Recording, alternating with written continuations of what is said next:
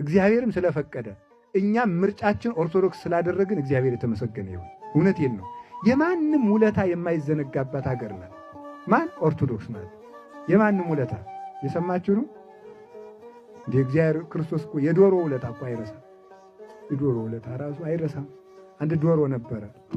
ይሄ ዶሮ በትውፊት ነው፣ በትውፊት የሚገኘው ትውፊት ማለት ውርስ ማለት።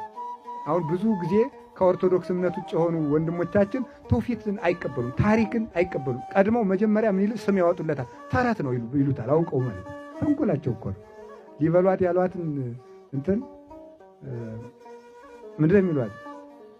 ጅግራ ናት እንዴ? ወፊቱን እኮ ነው ማለት ወፊቱን ጅግራ ናት። ምን ሊያደርጉ አፈልገው ነው? ስለዚህ ኦርቶዶክስን መጥላት ሲፈልጉ አስቀድመው ትውፊት ይጥላሉ። ሲጀመር እኮ መጽሐፍ ቅዱስን ያስረከበን እኮ ትውፊት ነው።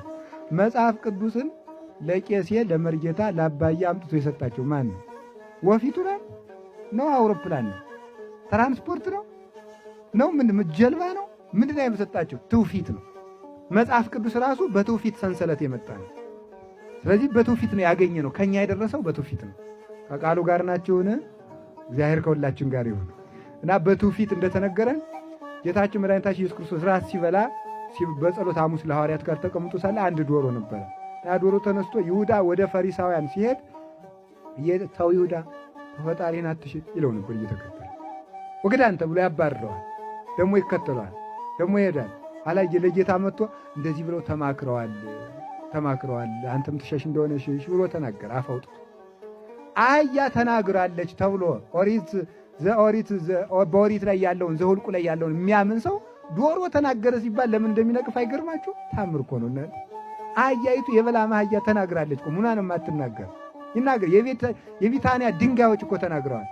ዶሮ ተናገረው። አላ ጌታ አይኔስ ዓለምን ለማዳመጥ ይቻለሁ፣ ግን አንተም እንዲሁ ውለታ አይቅርብ ብሎ ያን ዶሮ ምን አድርጎታል? እኔ እስከምመጣ ድረስ ሞት አይንካ ብሎ መርቆታል። ያንን ዶሮ ማለት ማዕርገ ዶሮ ሰጥቶታል። የዶሮ ማዕርግ የዶሮ አለቃ እንዲሆን ማለት ነው። የዶሮ ውለታ እንኳን አይረሳም ክርስቶስ